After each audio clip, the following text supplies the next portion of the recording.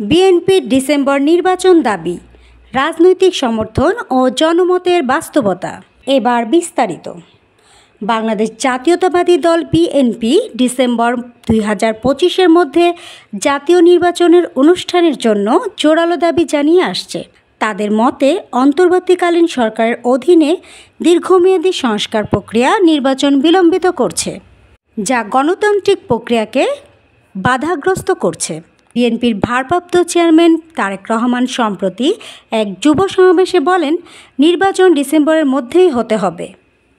এই দাবির সঙ্গে অন্যান্য রাজনৈতিক দলগুলোর অবস্থান ভিন্ন। দলীয় জোটের পক্ষ থেকে বলা হয়েছে, দেশের সব গণতান্ত্রিক দল ডিসেম্বরে নির্বাচন চায়, তবে জামায়াতে ইসলামী নির্দিষ্ট কোনো সময়সীমা নির্ধারণ না করে প্রয়োজনীয় সংস্কারের পরেই নির্বাচন চায়। জাতীয় নাগরিক কমিটি এনসিপি সংসদীয় নির্বাচন নয়, বরং একটি গণপরিষদ নির্বাচন চায়।